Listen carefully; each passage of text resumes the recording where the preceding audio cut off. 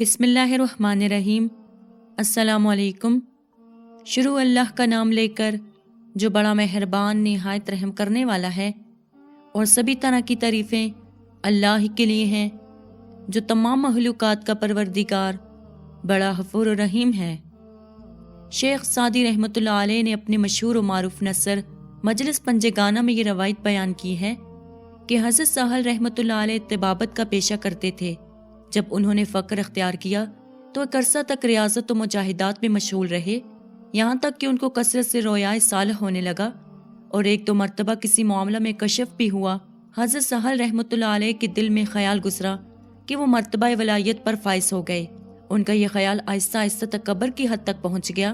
اللہ تعالیٰ کو اپنے خاص بندوں کا گمراہ ہونا پسند نہیں ہے، چنانچہ حضرت سہل رحمۃ اللہ علیہ کے دل سے ولایت کا ضم دور کرنے کے لیے ان کو الہام کیا گیا، تم خراسان جاؤ، وہاں کے ایک رئیس کی بیٹی جنون میں مبتلا ہے، اس کا علاج کرو۔ حضرت سہل رحمۃ اللہ علیہ یہ الہام ہوتے ہی خراسان کے لیے چل پڑے۔ خراسان پہنچ کر انہوں نے لوگوں سے اس رئیس کا پتہ دریافت کیا تو انہوں نے ایک عالیشان محل کی طرف اشارہ کیا۔ حضرت سہل رحمۃ اللہ علیہ محل کی طرف گئے تو دیکھا کہ وسیع و عریض قصر ہے، جس کے سامنے ایک دلکش باغ ہے اور اس میں کچھ آدمی گشت میں مصروف ہیں۔ حضرت سہل رحمۃ اللہ علیہ نے ان سے کہا کہ میں ایک طبیب ہوں اور اس رئیس کی دیوانی بیٹی کا علاج کرنا چاہتا ہوں، اگر تم اس رئیس سے میرا تعارف کرا دو تو تمہارا احسان ہوگا۔ ان میں سے ایک شخص نے غور سے حضرت سہل رحمۃ اللہ علیہ کی طرف دیکھا اور کہا، میاں معلوم ہوتا ہے کہ تمہارا دماغ چل گیا ہے، آخر موت کو دعوت دینے میں کیا تک ہے، ذرا اس کثری دیوار سے اندر جھانک کر تو دیکھو۔ حضرت سہل رحمۃ اللہ علیہ اس دیوار کی پرلی طرف نظر ڈالی تو 20 کٹے ہوئے سر نظر آئے۔ واپس آ کر ان لوگوں سے پوچھا کہ یہ کیا معاملہ ہے۔ انہوں نے کہا کہ تجھ سے پہلے کئی طبیب آئے، انہوں نے یہ دعویٰ کیا کہ وہ اس لڑکی کا علاج کریں گے۔ رئیس نے اس شرط پر اپنی بیٹی کا علاج کرنے کی اجازت دی کہ اگر علاج کامیاب نہ ہوا تو ان کا سر قلم کر دیا جائے گا۔ چنانچہ یہ کٹے ہوئے سر انہی طبیبوں کے ہیں جو اپنے تمام نسخے آزمانے کے باوجود علاج میں ناکام رہے۔ اگر تم بھی اپنا سر کٹانا چاہتے ہو تو ہمیں تعارف کرانے میں کوئی غرض نہیں ہے۔ حضرت سہل رحمۃ اللہ علیہ نے کہا کہ مجھے سب کچھ منظور ہے، بس اس رئیس کے پاس مجھے لے چلو۔ چنانچہ وہ لوگ حضرت سہل رحمۃ اللہ علیہ کو قصر کے اندر لے گئے اور رئیس سے اس کا تعارف کرایا۔ رئیس اس وقت چند آدمیوں کے ساتھ گفتگو کر رہا تھا۔ اس نے حضرت سہل رحمۃ اللہ علیہ کو اشارہ کیا کہ بیٹھ جائیں۔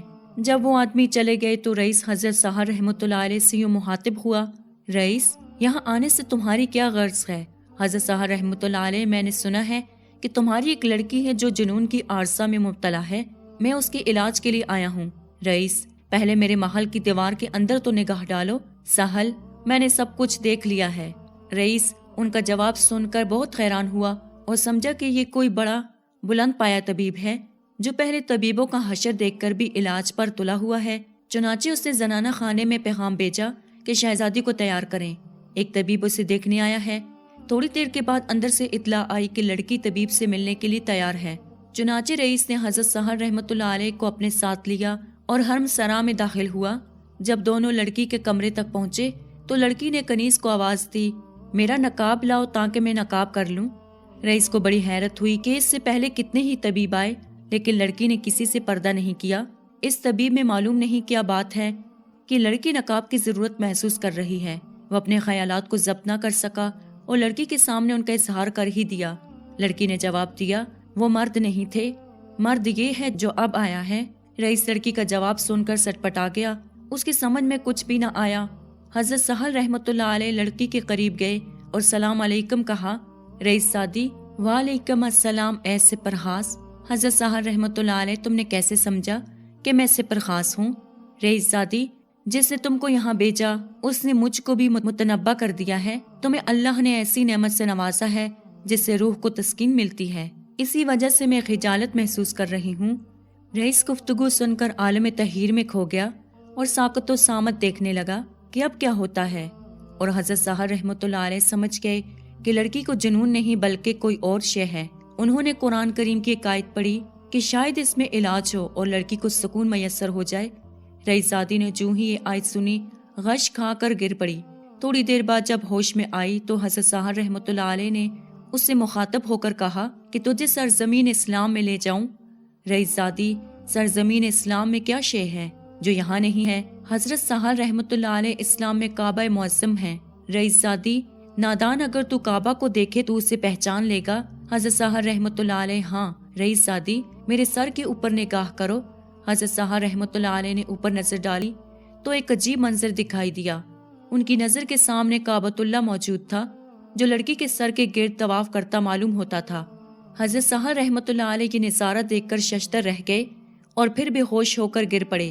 تھوڑی دیر کے بعد ہوش میں آئے تو رئیس زادی سے پوچھا، تو نے یہ مرتبہ کس طرح حاصل کیا؟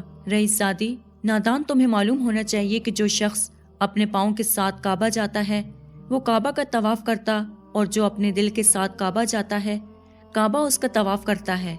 اور تجھے بھی جان لینا چاہیے کہ تو ابھی خدا سے ایک قدم دور ہے۔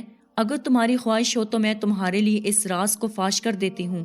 جلدی بتاؤ، جاننا چاہتے ہو یا نہیں؟ حضرت سہل رحمۃ اللہ علیہ، میری جان تم پر قربان، جلدی کہو ورنہ میں دیوانہ ہو جاؤں گا۔ رئیس زادی، جس نے اپنے نفس کو جان لیا اس نے اپنے رب کو پہچان لیا۔ رئیس زادی کا جواب سن کر حضرت سہل رحمۃ اللہ علیہ تستری رحمۃ اللہ علیہ کے سارے حجابات دور ہو گئے اور انہیں معلوم ہو گیا کہ اس دنیا میں اللہ کے بہت سے ایسے بندے ہیں جو ان سے کہیں بلند مرتبے پر فائز ہیں۔ چنانچہ ان کے دل سے اپنی ولایت اور برائی کا خیال یکسر جاتا رہا۔ اس طرح اللہ تعالیٰ نے اس واقعے کے ذریعے ان کو تنبیہ کر کے گمراہ ہونے سے بچا لیا۔ بے شک اللہ والوں کی شان ہی نرالی اور انوکھی ہوتی ہے، وہ دنیا سے بے نیاز ہو کر زندگی گزارتے ہیں۔ امید کرتی ہوں کہ آپ کو آج کی ویڈیو پسند آئی ہوگی۔ مزید اسی طرح کی ویڈیوز دیکھنے کے لیے ہمارے چینل کو سبسکرائب کریں۔ خدا حافظ۔